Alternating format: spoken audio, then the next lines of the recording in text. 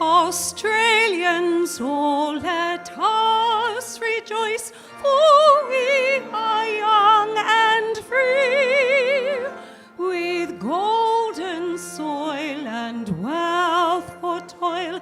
Our home is girt by sea. Our land abounds in nature's gifts of beauty rich and rare. In history's page, let every stage advance Australia fair. In joyful streets and let us sing, advance Australia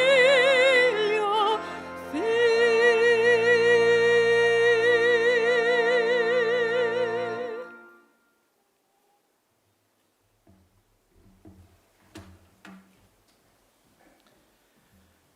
Please be seated.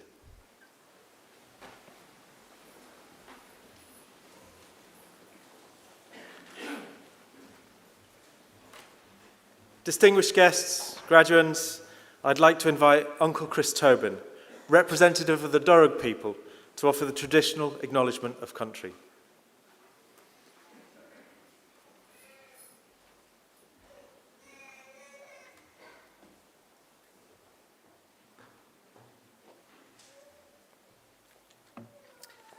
Thank you. Budri Molinawul, everyone. Good morning. Nalawa. Welcome. I belong to one of the local Aboriginal families of the Darug people, the traditional custodians over this part of the country. I wish to firstly pay my respects to the country and its people by acknowledging that we are today indeed on Wallamata, ancestral home of the Wallamedigal clan. I would like to thank the university for their acknowledgement of us and the invitation to share in an acknowledgement of country with you. It's one of the features of contemporary Australia I'm very proud of. My family, in fact, descend from Yarramundi, a respected clever man and elder of the neighbouring Burruburrungal clan. He was there during the early colonisation and saw that our survival in this new world could best be secured if we could learn more about it. So he enrolled his daughter, Bulungai, or Maria, into the Native Institute, a school set up in 1815 by Governor Macquarie, offering formal education to Aboriginal children. Maria studied there for several years and used her newly acquired skills to lobby and secure for a time some of the land for herself and her family along the Richmond Road.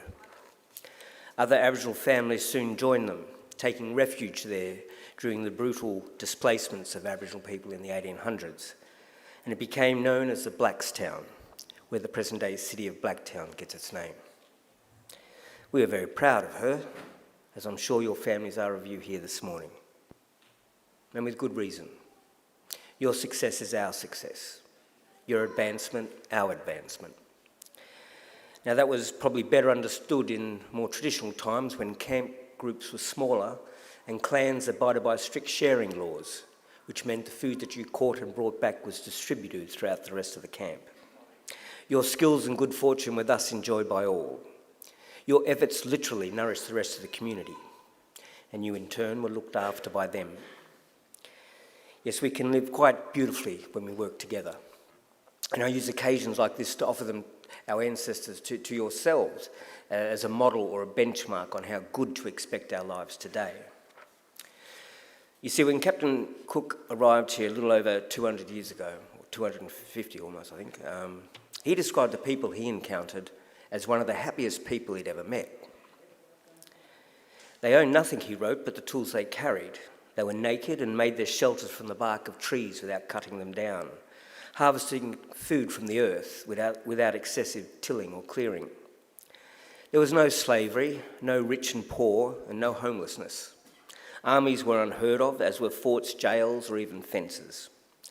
People cooperated to collect the resources that were needed, which were then shared out according to strict Aboriginal law. Our lands were maintained in their natural state through fire and responsible harvesting.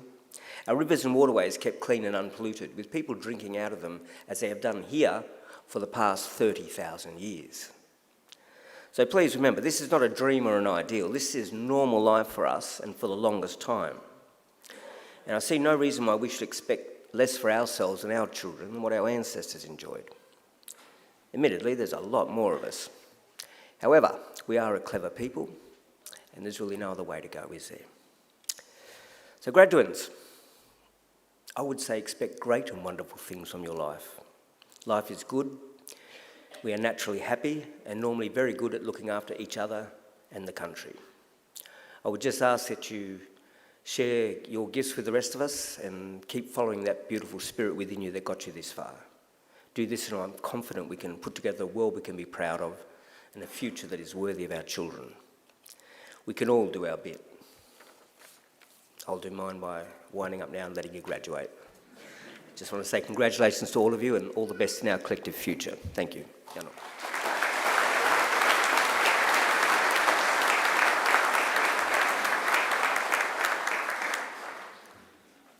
I'm pleased to introduce Chancellor of Macquarie University, Dr. Martin Parkinson, AC.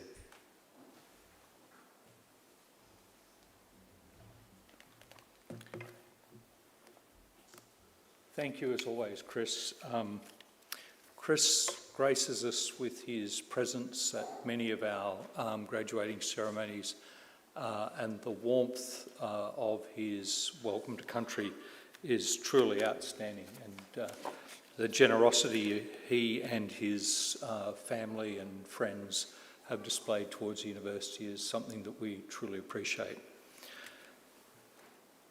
Acknowledging country in the form that we've just heard from Chris is a reminder of the long history of the land on which we meet, of its custodians, the Darug people, and the charge that they have given us to use this land well for learning, teaching and discovery.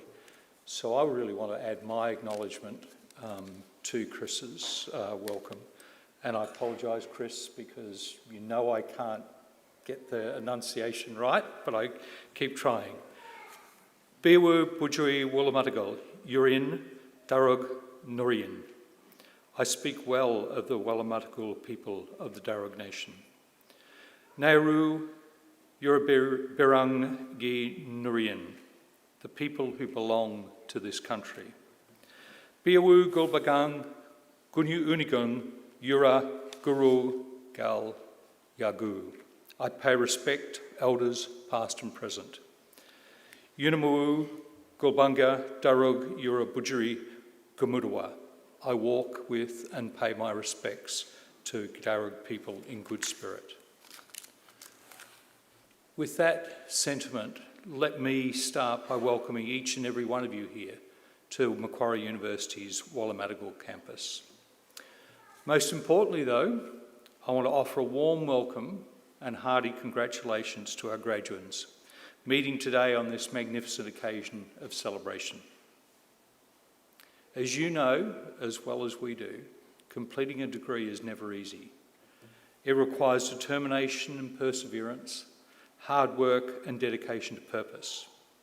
Each and every one of you should feel proud of your accomplishments because, as Chris said, we feel proud of you. I can assure you that the university is very, very proud of all that you've achieved.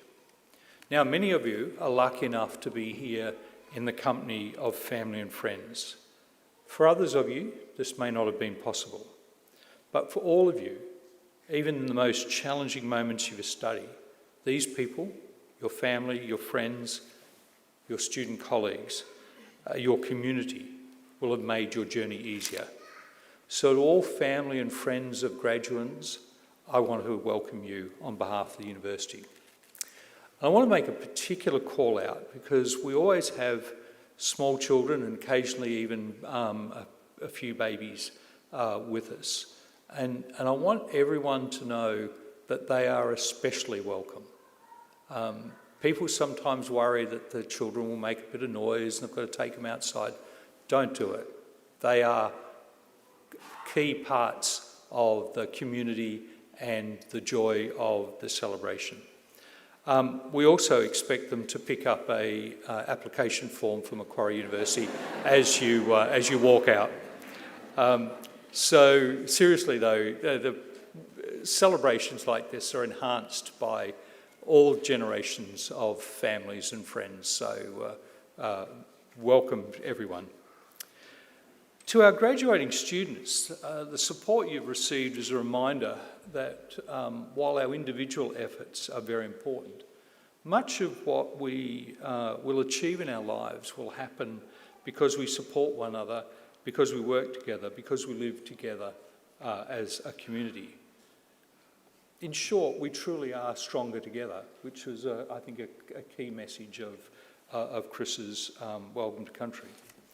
It's important to maintain this commitment to mutual support, particularly in times of great turbulence.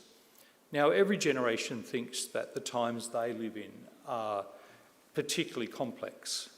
I'm a macroeconomic forecaster by background, and I would start off with every forecasting round by saying it's particularly uncertain current environment.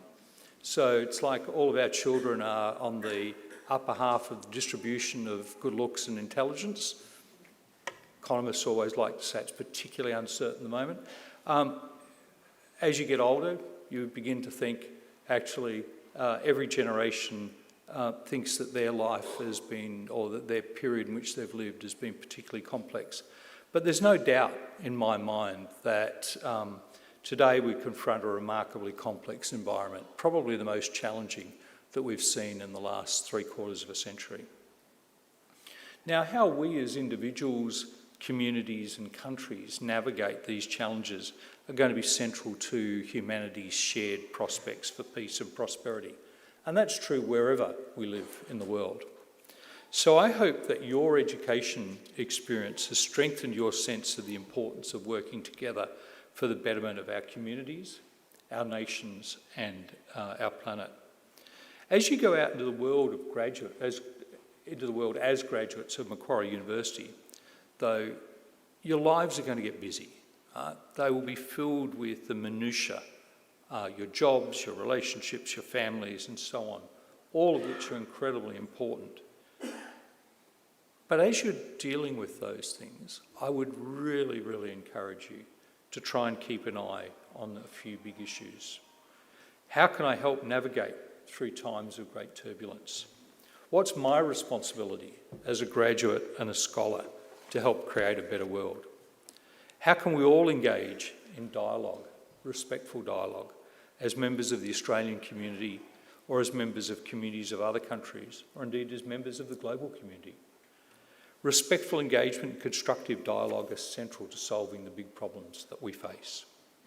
I'd urge you to draw on the skills and experiences that you've gained here at Macquarie and through your entire education journey to participate fully in those discussions. If you're willing to share your skills, bring your knowledge and expertise to the table, together we can create a better outcome. We must be prepared, though, to continue to intellectually grow, to be good listeners, to learn from others, and to respect a diversity of views. And unfortunately, one of the things that we've seen in recent years in particular is a loss of willingness to listen to that diversity of views. You don't have to agree with one another, but you should listen respectfully and think about what the person is saying and see whether you can walk in their shoes and understand their perspective. I'd encourage you all to remain curious, to be lifelong learners.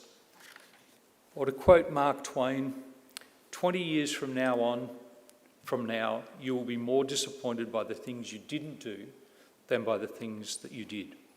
Throw off your bowlines, sail away from your safe harbours, catch the trade winds in your sails. Explore, dream, discover. In short, be optimistic, seek challenges and take calculated risks. Except, as I said, that differences of opinion are inevitable, even amongst people who share similar motivation. Acknowledge that and commit yourselves to working for the common good. To do that, though, you need strength. The great African-American writer and Nobel Prize winner Toni Morrison told another university gathering in 1996, almost 30 years ago, and I quote, "Service to the individual, to the government, to the world requires unwavering commitment to intellectual freedom, to virtues being debased by apathy or mindless rage, virtues of integrity, honour, faith, selflessness and courage." These are wonderful words, and I'd urge you to remember them as you go forward in the rest of your life. Now, soon it's going to be my honour to confer your degrees and to welcome you to the ranks of Macquarie University alumni. But before that, it's my great pleasure to introduce our occasional speaker, Christian Colding. Christian leads Oxford Economics consulting business in Australia. His team delivers more than 100 projects for Australian and global clients every year. His work focuses on analysing the strategic planning and policy implications of the economic outlook. The topics of interest that he and his team cover include all of the key economic debates of the day: climate change, housing, affordability, workforce shortages and so on. And prior to joining Oxford, Christian was a national lead partner for Deloitte Access Economics, Macquarie Economics and Policy team. I'm now going to invite Christian Colding to deliver the occasional address to this graduation ceremony. So please join me in welcoming Christian.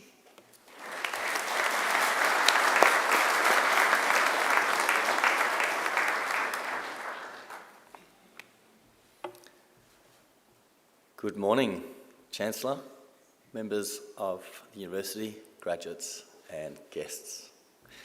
To the Chancellor, first of all, thank you very much for the opportunity to speak here today. As a macroeconomic forecaster myself, I'd like to start this presentation by saying the next 5 minutes of my life feels very uncertain, but I hope that we'll get through it together. Graduates, congratulations. Today, we celebrate your hard work and the dedication over the last few years, which has led to the completion of your degrees. Today, we take the time to reflect on your achievements and celebrate your achievement with your friends and your family. I really, really, really hope that you get to enjoy today. It's a really special time for each of you. As I said, I feel humbled standing here. I feel uncertain standing here. I have a nice degree of imposter syndrome standing here. But I hope I can do just a little bit to make today a little bit more special for each of you. That's all I'm here to do. So, one of the best things I get to do every year in my job is to work with new graduates. I get to work with a handful of new graduates. And one of the things that I get to see is some of those graduates develop over time into mentors, into leaders, into nation shapers. It's a really special feeling to see that we can give a little bit to new people coming through who will lift the bar and raise the profession of economics over time. But one thing that I often hear from graduates is, can you tell me what does success look like? How do you become successful? And it's a natural question that we get. And it's a good question that we get because we're always looking for people who strive and who wants to be successful.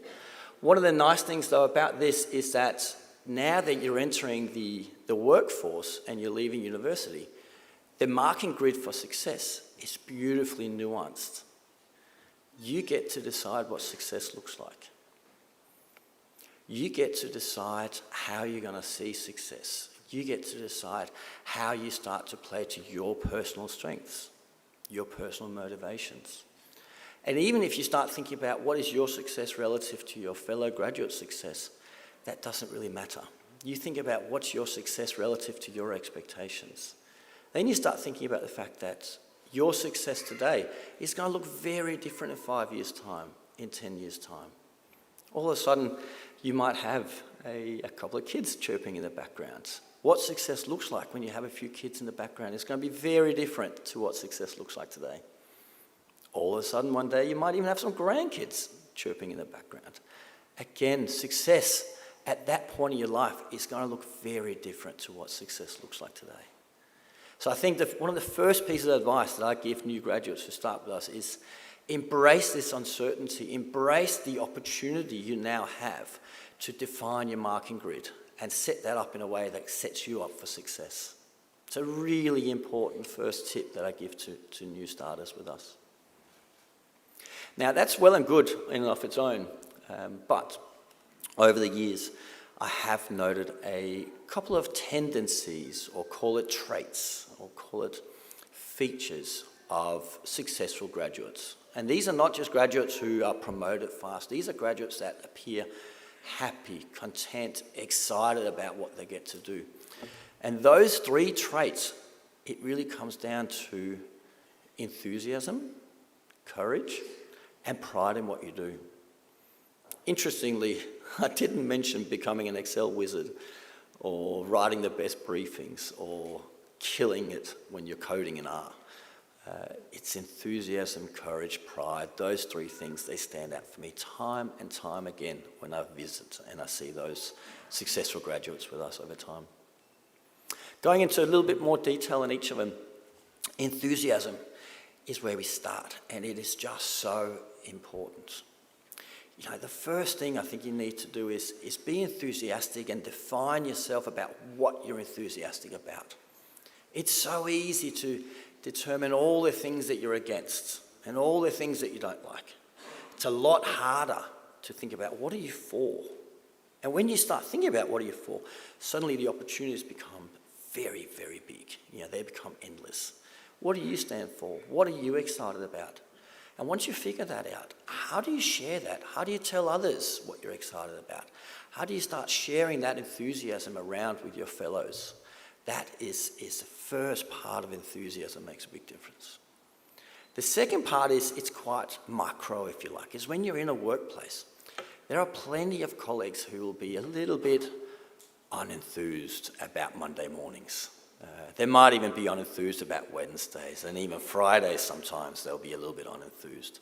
But we all have a leadership responsibility when we turn up to work or when we log on for the day of just saying good morning and just lifting the spirits. Lift the spirits of your team, lift the spirits of your workplace.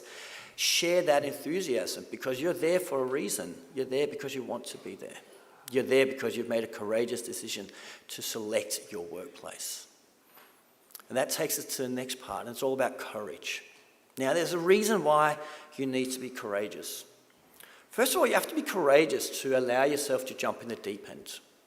You know, I'm a macroeconomic forecaster by trade as well. I love sitting behind a big screen and playing with the numbers. Standing here today, that takes a lot of courage. But I've jumped in the deep end. I really enjoy it. They're the sorts of courageous traits that are so important. You're going to see it as soon as you step out of these doors. The courage to go for your next grad job, the courage to start there, the courage to be enthusiastic about being there. Exceptionally important. The courage to try new things when you're in your job. Don't settle in after 3 months and think, oh, I've nailed this little part of my job now. That's all I'm going to do. Look for the next opportunity. Look for the next initiative that you can be courageous enough to take on. Second part of courage, which is super important, is the courage to shape your environment. You're very clever. You've got some incredibly shiny tools in your toolbox. You now need to go out there and start applying them. Now, to apply them successfully, you need to shape your environment. You need to talk to your manager, talk to your leaders, talk to your colleagues at where you're working, and tell them how you like to work. Tell them how you like to learn. They're going to want to facilitate that. They're going to want to create a fantastic work environment for you, but they don't know you. They don't know you anywhere near as well as you do. So have that courage to provide the upward feedback to shape an environment in which you can really thrive and really create some value for whatever it is you end up doing after this. Last thing about courage is always be courageous to drive your own future. Take control of it. Don't let your future be driven by yourself. Be open to opportunities. Always assess, are you in the right place? Or should you be looking for something else to do? Now, the grass is not always greener. I had the opportunity to be with the same company for 11 years, from where I started as a grad to where I ended as a graduate, I did move on in those 11 years, and as a partner. And I don't regret staying in that place for 11 years. That was a fantastic decision. But it was a decision that I was making on an ongoing basis. Am I in the right place? Am I in a place where I can grow, I can thrive, I can generate value? You always have the courage to be making that decision in a really open and transparent way with yourself. That's important. Final part of the puzzle, final piece of the puzzle is pride. People can sense if you're proud. They can see that you walk a little bit taller. They can see that you know what you're doing. They can see that you're proud of what you're doing. It's exceptionally important for you to focus on the things that you're proud of. And as you start reflecting on today and enjoying today and celebrating today, think back on all the things in your degree that you can be really, really proud of. Focus on those things. Share those things enthusiastically with your guests, with your friends, with your family. Take the photo outside in a gown. Be proud of it and look back in a really proud way of what you've achieved here, because you have done an exceptional job and the future from here is really, really bright. Thank you very much, everybody, and I hope you enjoy today.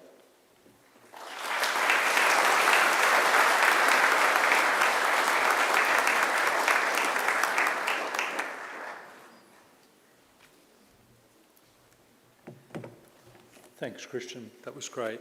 And I hope that each of you, as you go out into the world, keep some of those points that Christian made, keep them in mind. My own experience echoes Christian's. You're much better off pursuing things about which you have a passion for. You will then have that enthusiasm. You'll have that courage. You'll push the boundaries. Don't fall into the trap, and I've seen this myself with lots of new graduates who would come into my office, particularly when I was in Treasury, and sit down and say, so Martin, how did you get to where you are? What have I got to do to follow that pathway? And I'd say, well, that's the first thing that you've got to not do, which is you've got to find your own pathway. There is no one. You just got to, if you follow the things that you're passionate about, you'll be enthusiastic, you'll do a better job. People will see what you bring to the table, and that will be what accelerates your career. Don't overplan it. You'll end up worrying why you're not in this spot at that time and so on. It's just a waste. I can say that now at the end of my career. You're starting yours, but it's the sort of thing that I think I'd really just want to add to what Christian said. So thank you again, Christian. So please join me in thanking Christian again.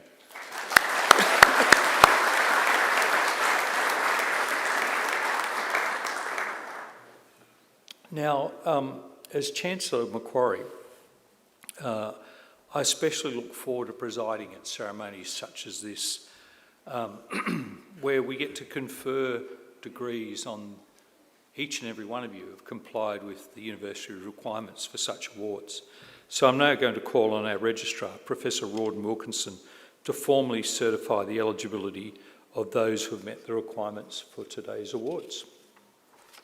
Chancellor, I certify that all of the candidates being presented here today and those who are absent have satisfied the requirements of the Academic Senate for the degrees they are to be awarded. Would all candidates for admission to degrees please stand?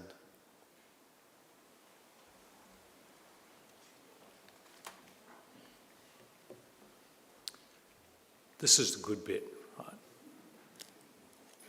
You are allowed to smile, folks. This is what you've been working towards. In the name of the Macquarie University Council and by my authority as Chancellor, I admit each of you present and those who are absent to the degrees for which you have qualified. Congratulations, you are now graduates.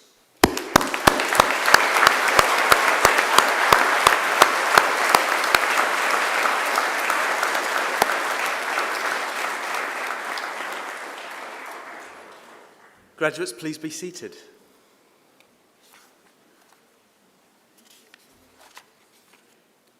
Chancellor, the graduates at this ceremony are from the Macquarie Business School. I now call on Professor Eric Knight Executive Dean and Professor of Strategic Management, Macquarie Business School, for the Macquarie Business School to present graduates. Professor Knight. Thank you, Chancellor. The good bit was conferring the degrees. Now the fun bit is to shake hands. The graduates of this degree from this ceremony are from Macquarie Business School. Macquarie Business School represents the modern version of a long and storied tradition at this university of teaching the next generation of leaders in the fields of economics, finance, actuarial sciences, business analytics, marketing, management and accounting. Our school prides itself on a simple and singular focus: you to the power of us. The philosopher Aristotle, teacher of Alexander the Great, once said that education must prepare a student for eudaimon, the pursuit of a happy life. For Aristotle, happiness came only when one was thrust towards great challenge and through adversity achieved one's highest potential. So it is at Macquarie Business School that our mission is not only to empower our graduates with the skills for them to thrive, but also the wisdom so that they can throw those skills towards making the world a better place. Profound change is upon us. The scale and combination of technology, environmental and societal risk pose tremendous challenge to people and planet alike. Yet I have every confidence that the graduates today will rise to the top of their profession in business, in academia, in politics and beyond. As you leave as graduates though, I hope that you can remember this most important question. As a graduate of Macquarie University, you graduate from a public university committed to the public good. Therefore, when opportunities come your way, the question you must ask yourself is, how will I serve? Chancellor, I present graduates admitted to the degree of Bachelor of Applied Finance and the Bachelor of Professional Accounting, William Edward Beecher.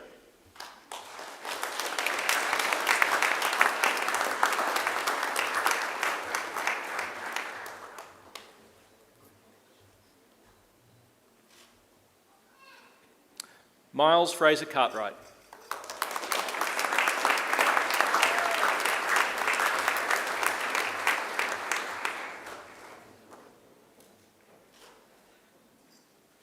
Adrian Chow.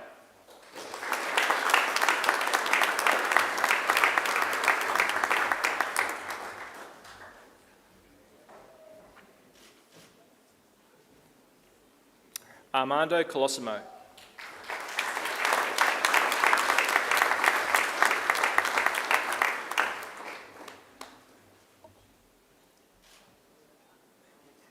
Awanti Dahal.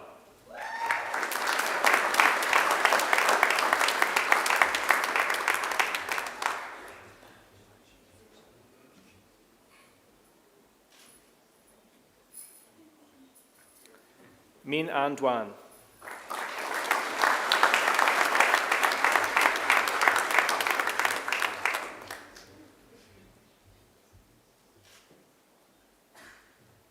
Stuart Hewen.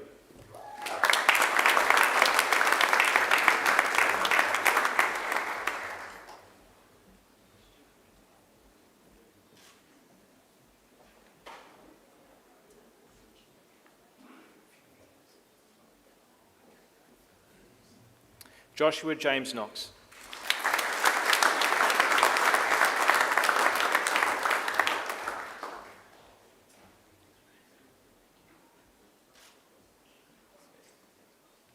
Zoe Creek.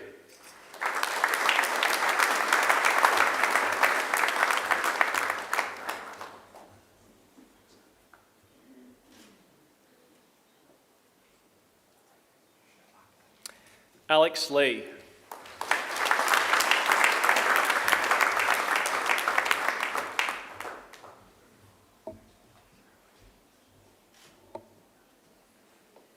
Benjamin Parsons.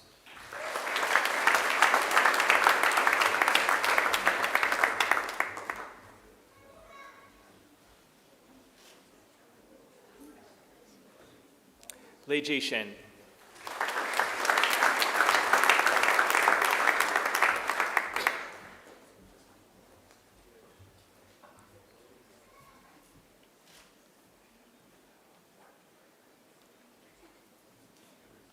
Guo Wei Wu.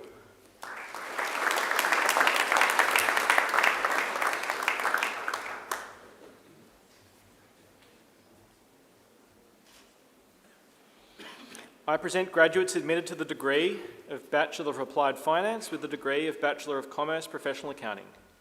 Rifat Ahmed.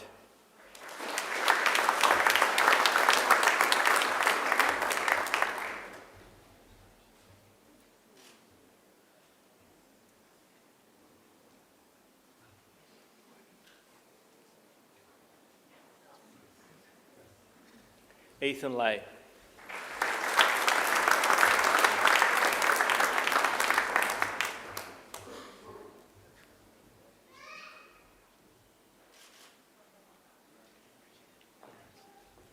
Jason Messia.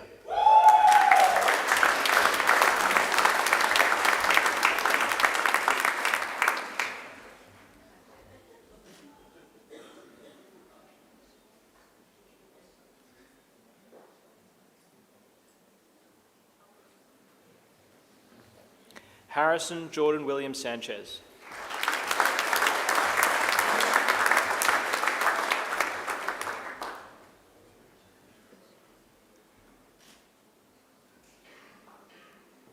Zachariah Williams.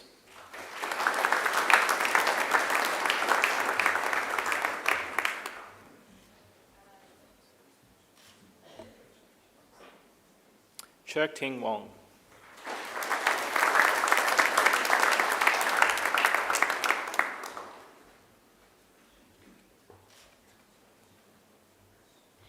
I present graduates admitted to the degree of Bachelor of Applied Finance with the degree of Bachelor of Economics.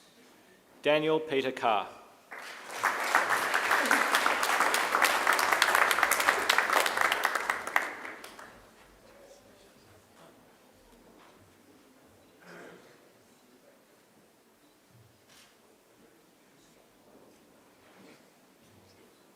Vishal Kurupu.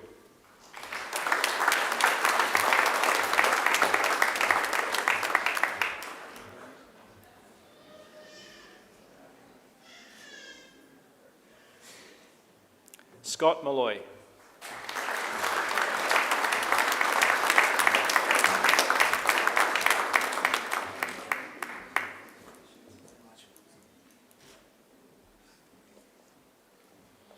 I present the graduate admitted to the degree of Bachelor of Arts and Bachelor of Commerce, Samantha Gale Moodley.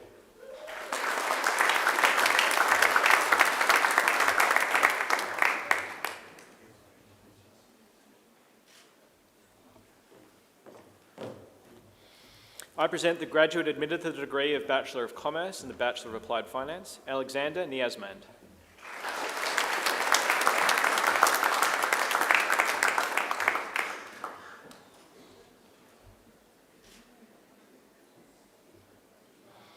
I present the graduate admitted to the degree of Bachelor of Commerce and Bachelor of Economics, Samuel Keenan.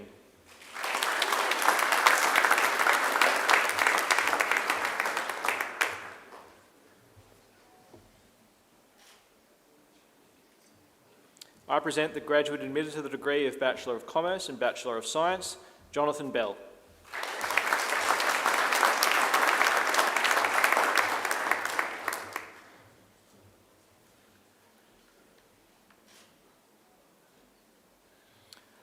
I present graduates admitted to the degree of Bachelor of Commerce with the degree of Bachelor of Science, Sabrina Dieppe.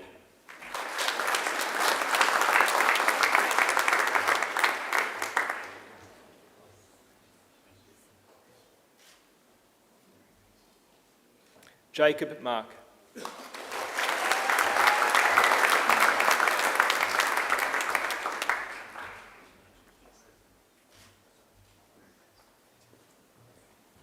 I present graduates admitted to the degree of Bachelor of Economics and Bachelor of Applied Finance. Aaron Apostolou.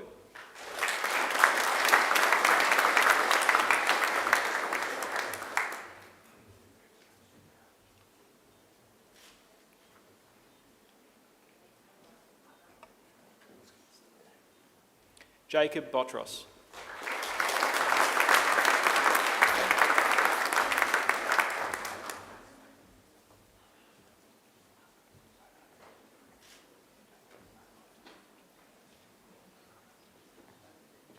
Sarah Budiman.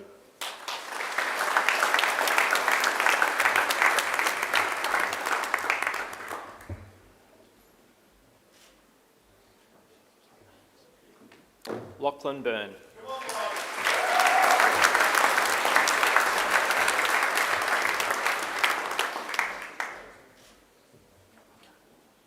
Daniel Corey.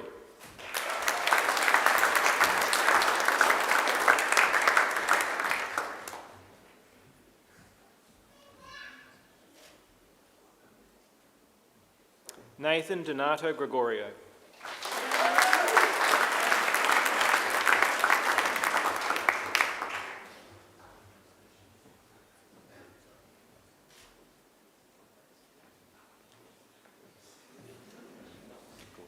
Jesse Gia.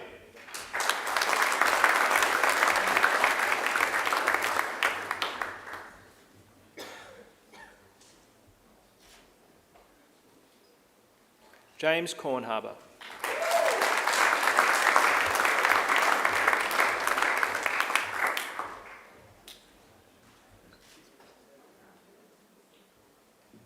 Christian Morfuni.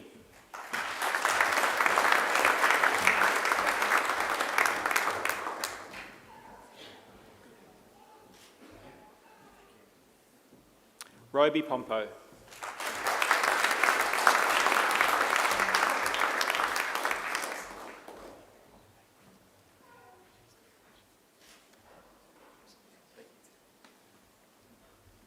Teeny Thomas.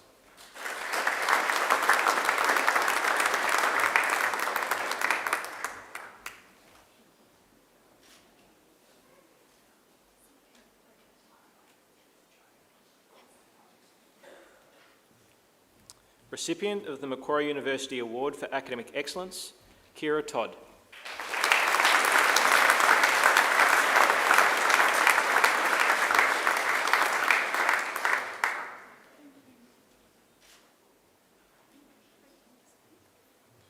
Jack Valentino.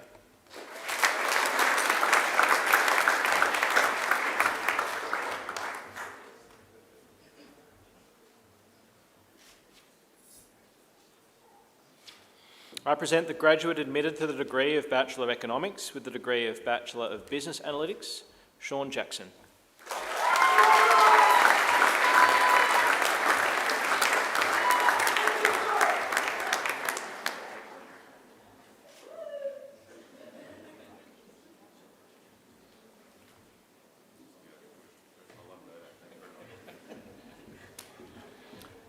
I present graduates admitted to the degree of Bachelor of Applied Finance, Luke Bean.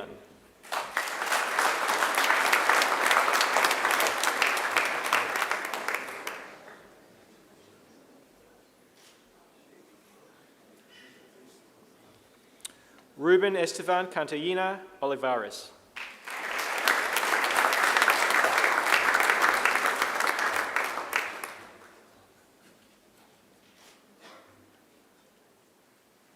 Min Doc Duan.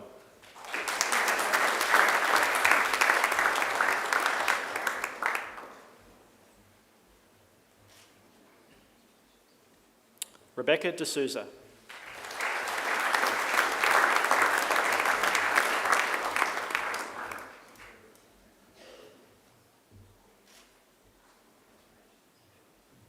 Yilmaz Ersoy.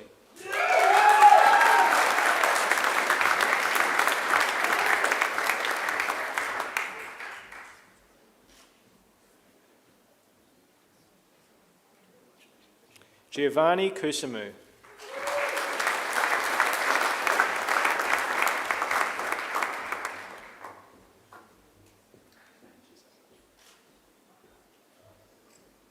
Saranga Lim.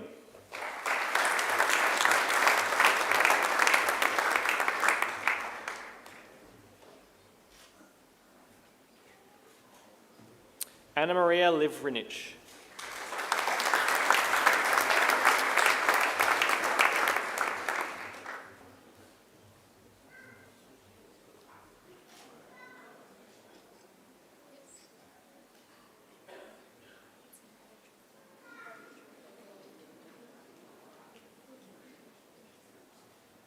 Aaron McGill.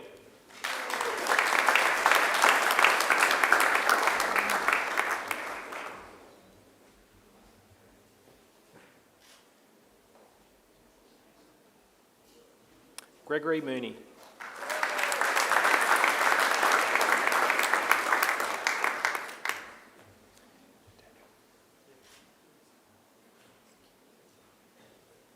Daniel Newman.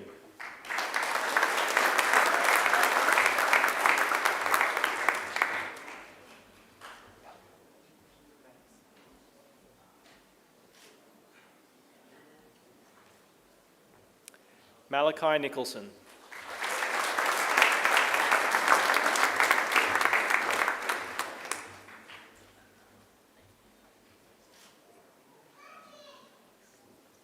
Eamon O'Callaghan.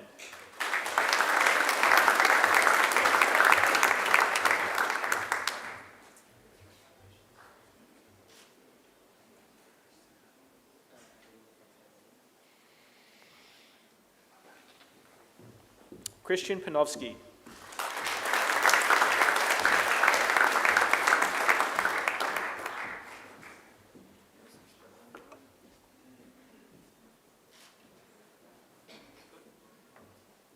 Suhani Sahil Patel.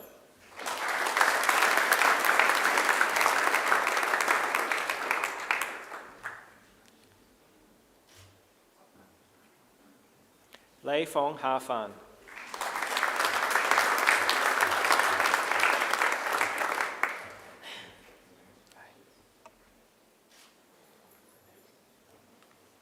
Danny Rafe.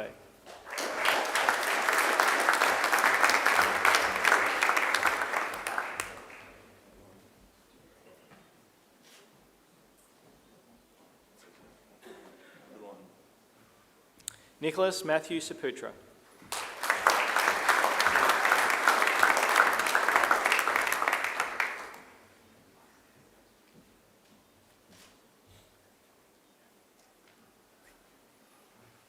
Bhavya Mosiah.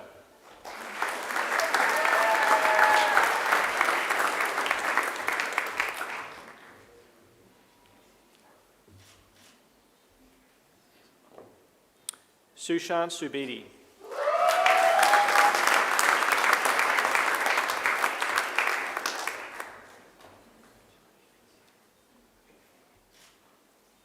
Finally passed!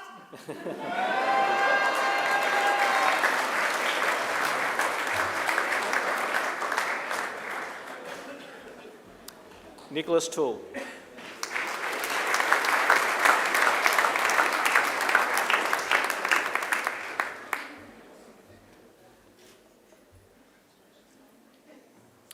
Recipient of the Macquarie University Award for Academic Excellence, Jonas Weinraab.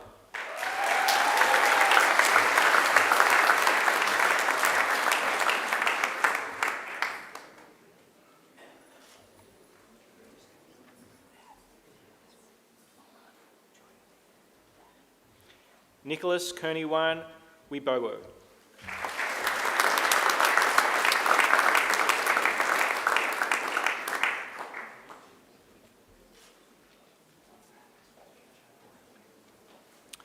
Puviharan Yugen Thero.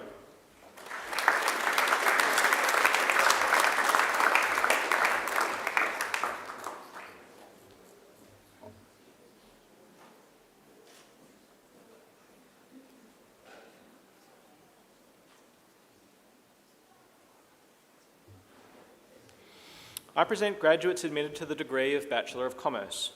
Jonathan Boylan.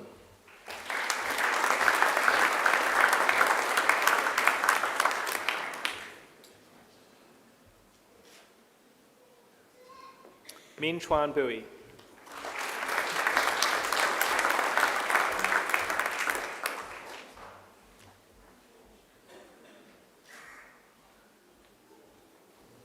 Adrian Caproni.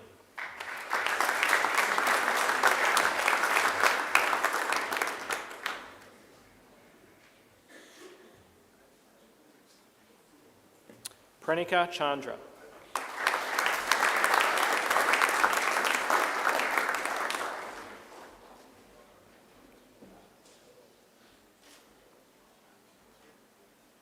Ernest Chung.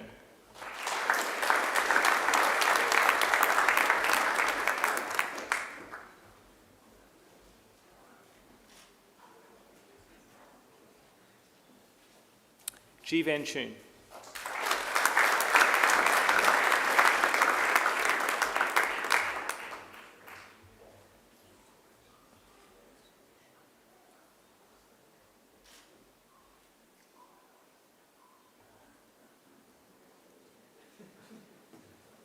Callum Dixon.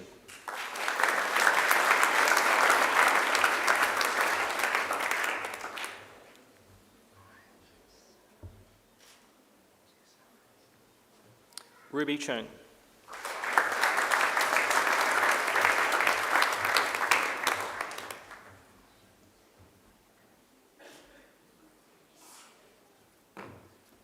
Maria El Hashim.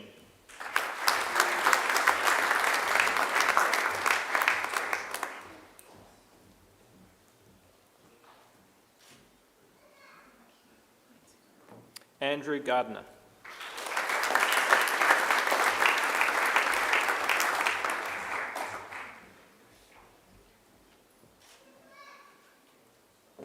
Adam Garth.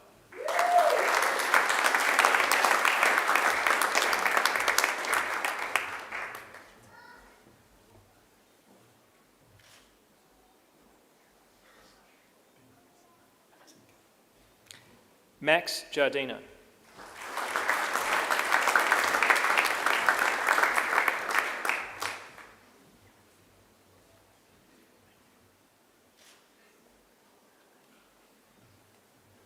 Mark Grassinger.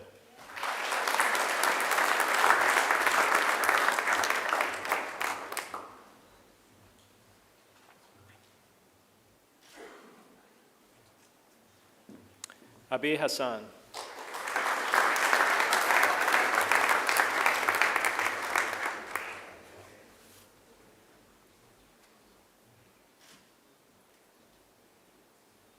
Marcus Hilton.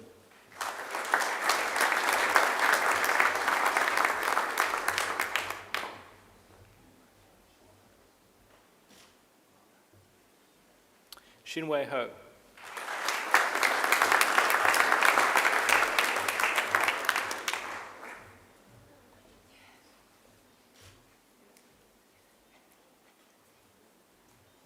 Alton Jahiri.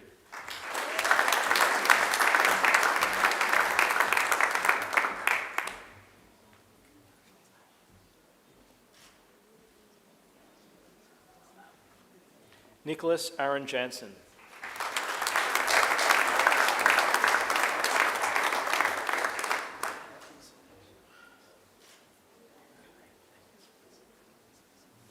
Peter Carentius.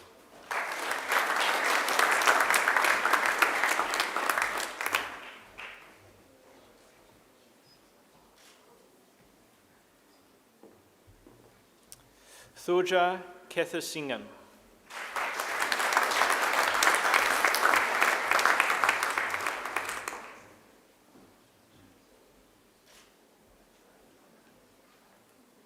Zach Coolin.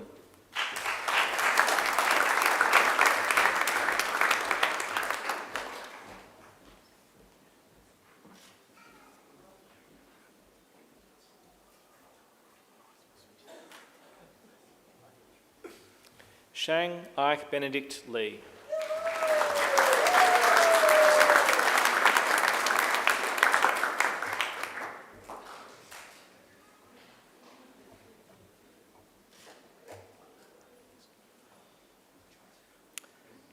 Chu Ling Lim.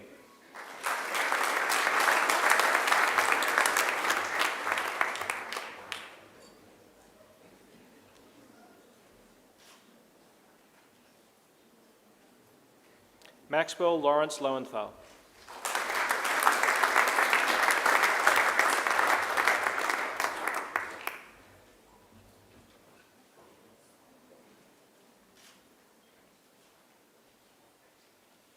I Min.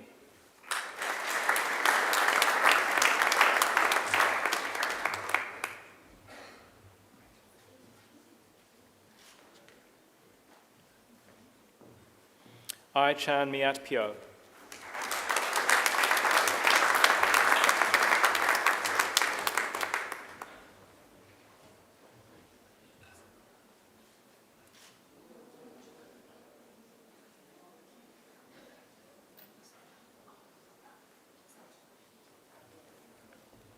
Do Min Hu Nguyen.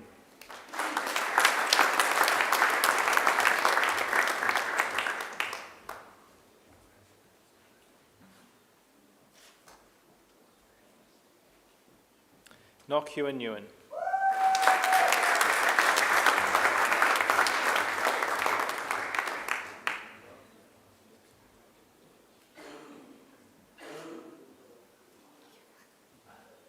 Guang Tai Nguyen.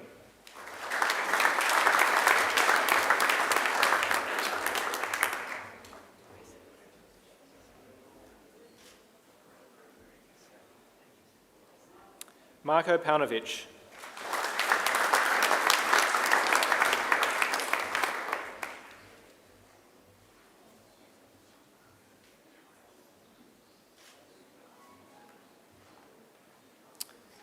Monique Panisi.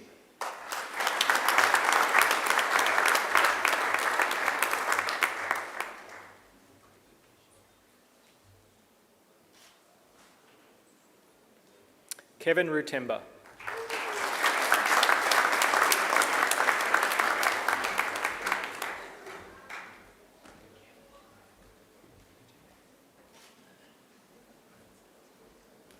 Sham Saeed.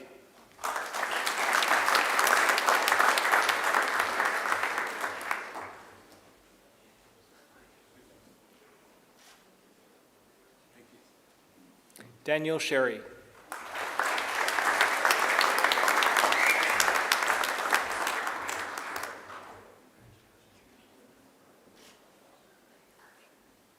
William Symes.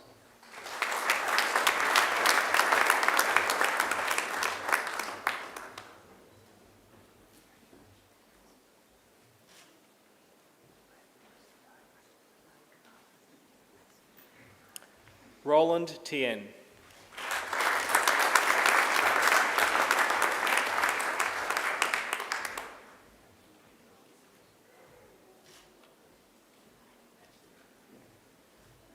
Ratana Vadnaya Doch.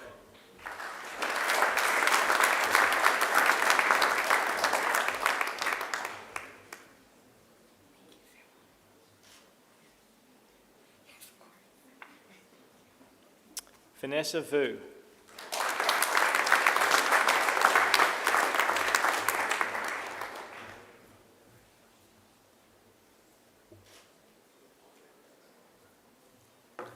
Alexander Richard Warwick Mayo.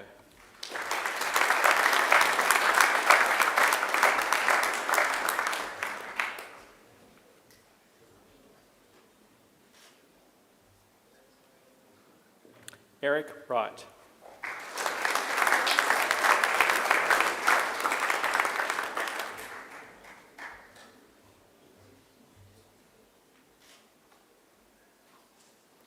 Yu Ying Wu.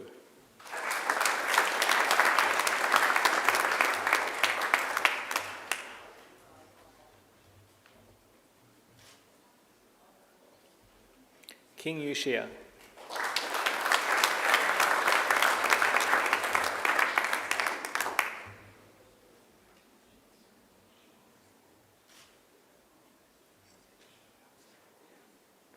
Harrison Shiong.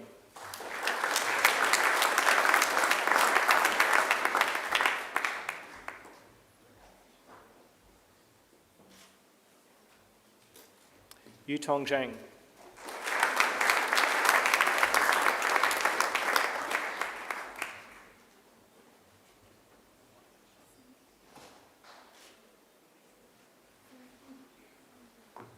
Shinrong Chu.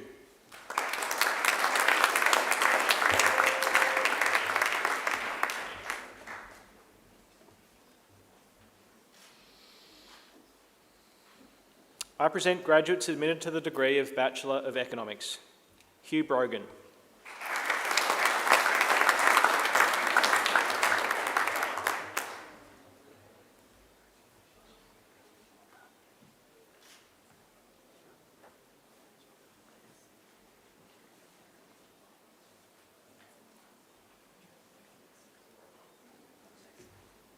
Bianca Cavassini.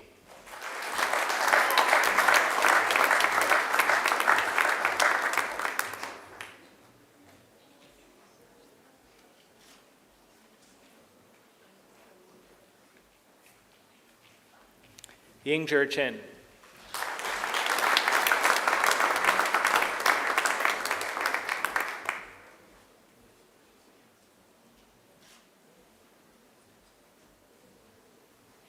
Zane Stafford Farquharson.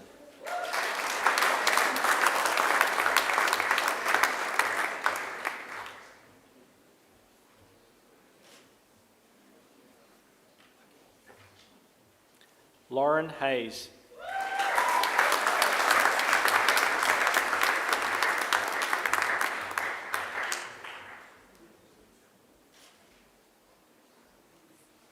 Paris Hakimian.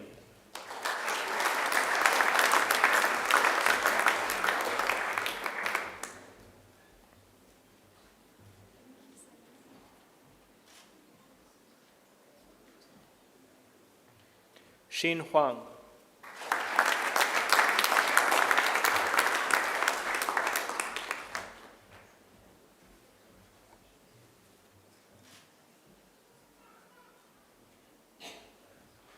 Ayman Shakira Binti Jawarin.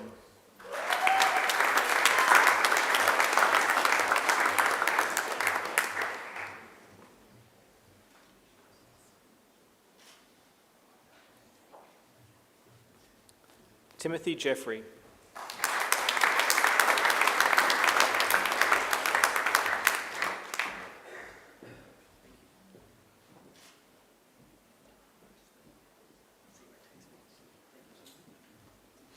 Calvin Alexander Kaiser.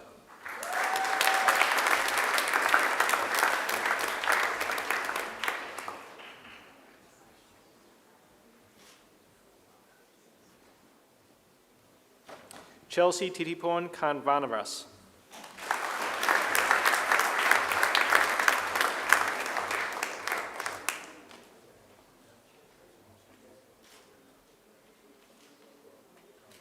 Stefan Kohler.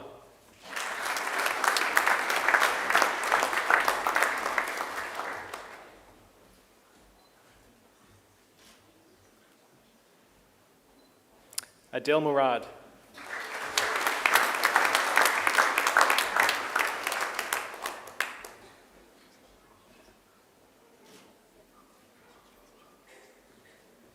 Rafaita Simran Najib.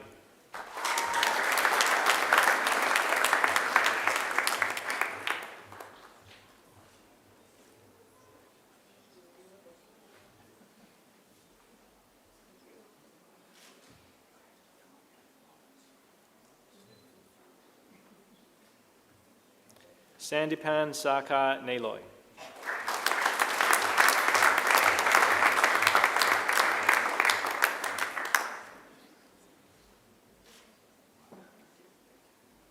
John Saris.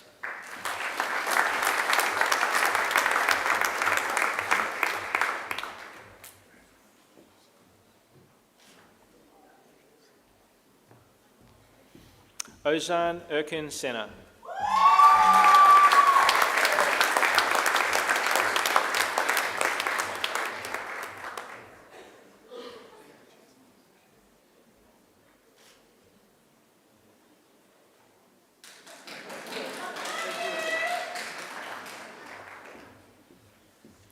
Connor Stamp.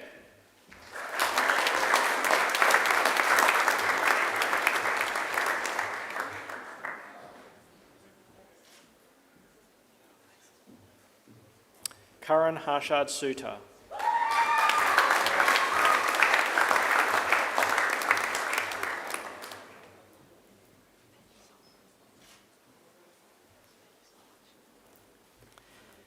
Erin Rosaline Pinedada Toison.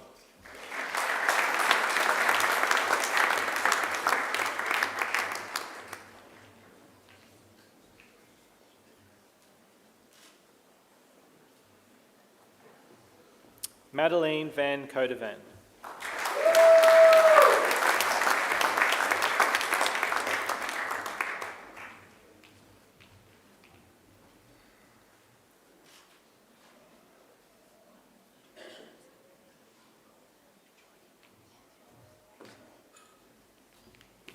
Gaetano Zofria.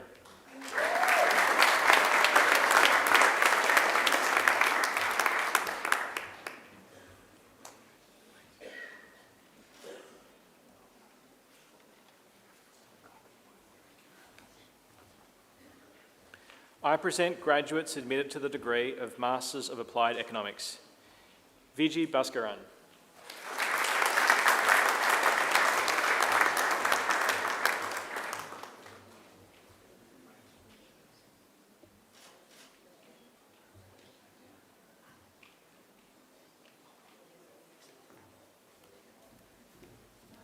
Naomi Egamanata.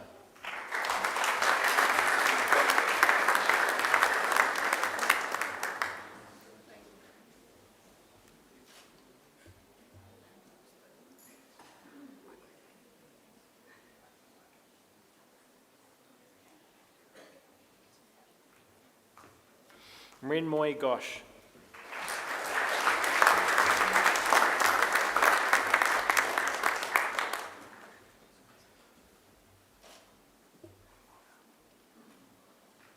Maria Gabriela Hirang.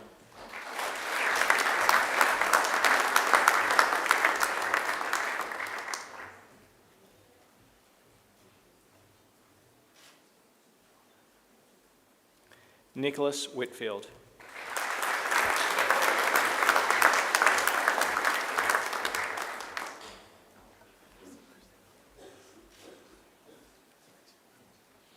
I present the graduate admitted to the degree of Masters of Commerce, Shireen Rahman.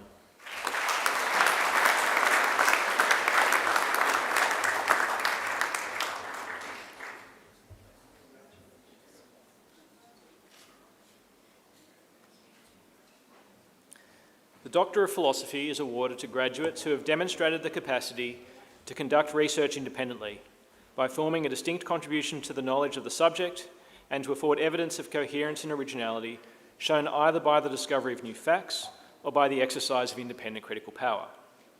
I present graduates admitted to the degree of Doctor of Philosophy. Dr. Imitaz Bayat for a thesis entitled Co-Location Technology in the Australian Equities Market, Assessing the Impacts on Market Microstructure and Efficiency.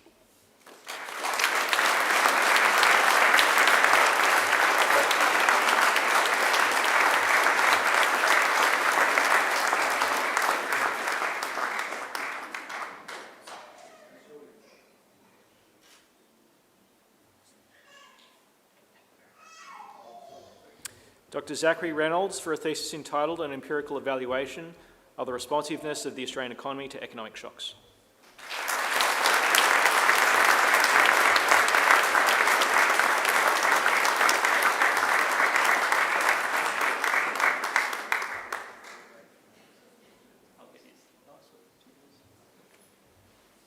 Dr. Roshi Wang for a thesis entitled Cultural Consumption and Participation in China.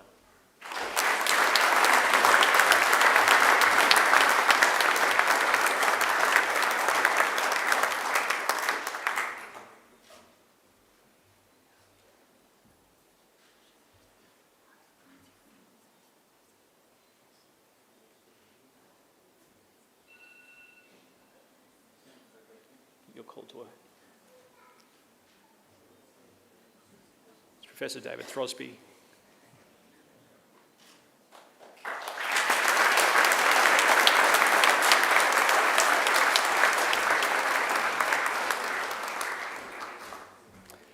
And Dr. Shan Ying for a thesis entitled Measuring Macroeconomic Uncertainty.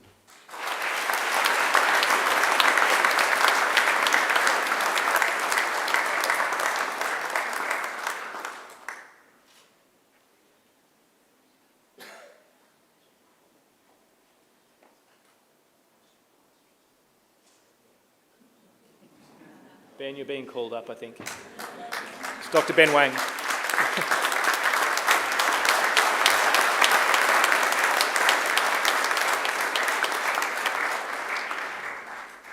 Chancellor, that completes this morning's presentations of the graduates of Macquarie Business School.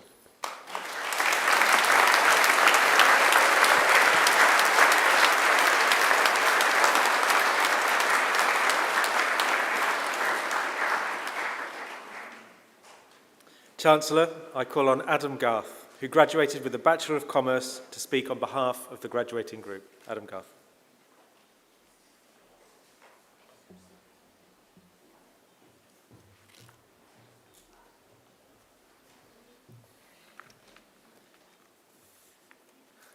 Good morning, Chancellor, members of the university, fellow graduates and guests. It's a great honour to speak to you today. I will start by sincerely congratulating my fellow graduates. I know that most of us were studying through the dark days of Zoom tutorials, endless iLearn forum posts, behavioural economics, anyone? Invigilated online exams that no one cheated on. May your time at Macquarie serve as a testament to your resilience. And when times get tough in the future, you can look back and remember that you're capable of doing hard things and achieving great outcomes. Congratulations again on your success.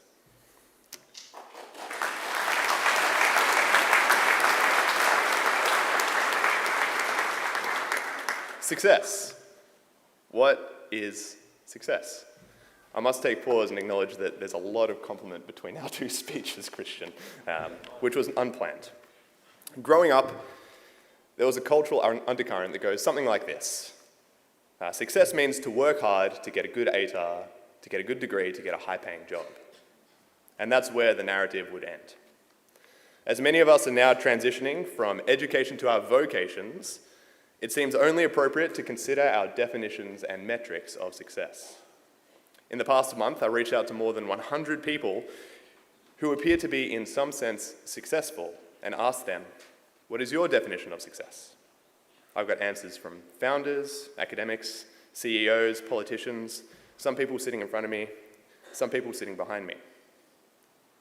I examined the 85 responses in search of common threads, themes, and here are the three most prominent. Firstly, those surveyed said that success is highly personal and not benchmarked against what others think.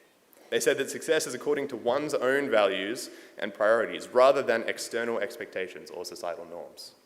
To quote a founder and journalist, allowing others to dictate what you deem as success is a recipe for discontent. Secondly, my respondents reported that success is about fulfillment and contentment. Success is feeling good about the day's work ahead and feeling purposeful. To quote the Vice-Chancellor, one part of success is finding deep personal happiness in whatever one does. And thirdly, they said that success is about impact and contribution, leaving the world in a better state than you found it. To quote a local high school teacher, success can be measured by the positive impact you have in the communities in which you live and work.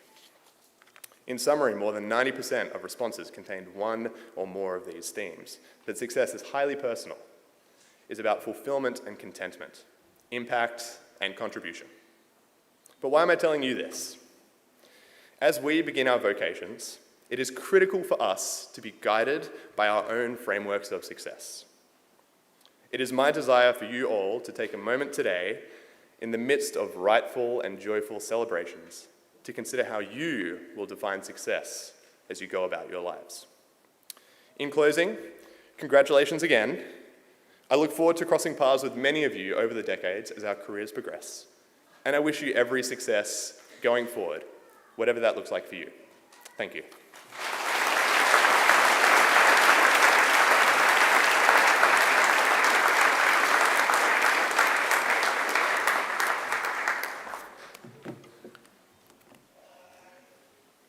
Congratulations, Adam, and thank you for those thoughts.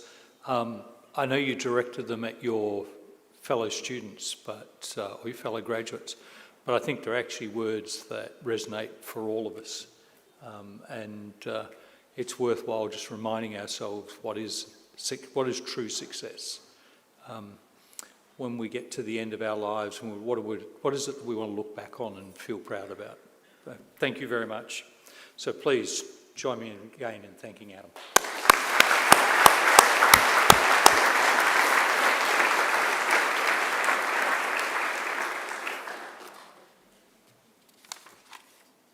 Okay.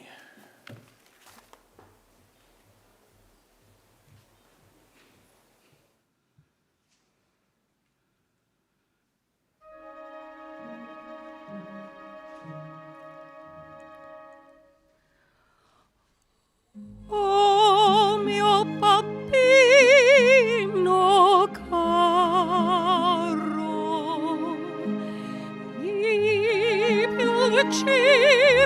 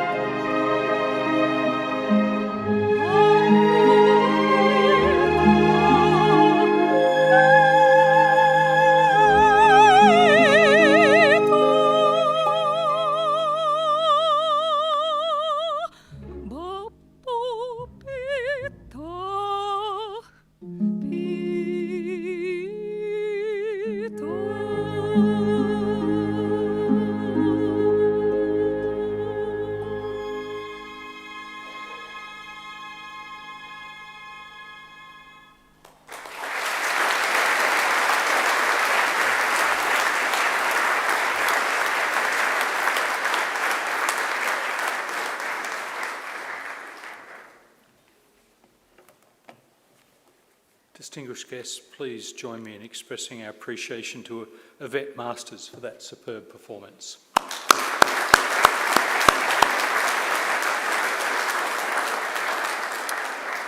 And please join me in thanking our musicians, the incomparable Heather Mowen Boyd on organ,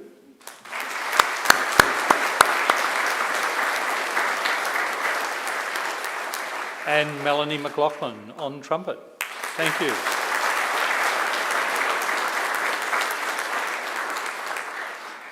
Let me also take this opportunity to acknowledge and thank the representatives of our alumni community. The representatives of the community turn up at all of these celebrations and help us ensure that the day runs smoothly. They give back to the university in so many different ways, so please, could I ask you to join me in thanking them.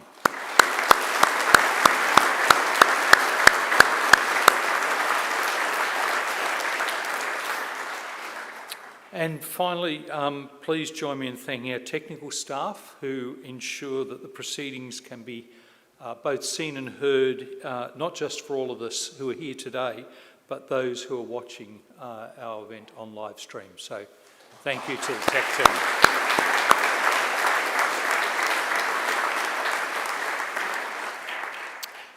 Now, graduates, this ceremony is a rite of passage, but I hope it's not your last connection with Macquarie University.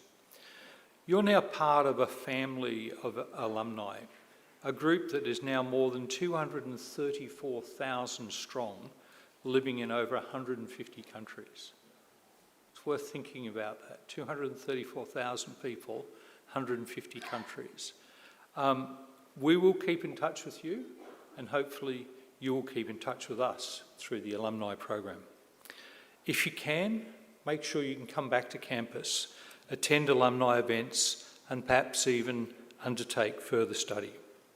Most importantly though, remember those responsibilities we talked about earlier that you now have as graduates. Continue the hard work that has brought you this far. Set demanding goals for yourself to better your community.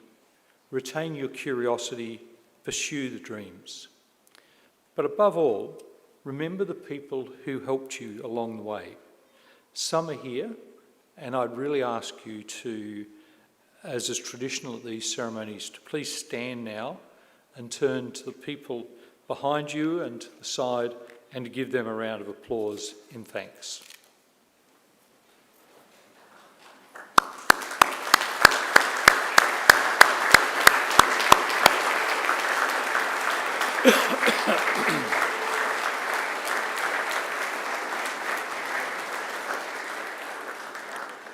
Now, if you'd turn to the front again and remain standing, with me on the dais are representatives of our academic staff, the people who've taught you, and I ask you to join me with giving them a round of applause too, in appreciation.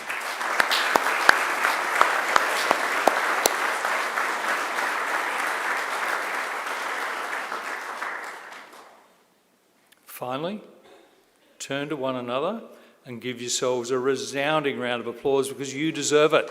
You've done it.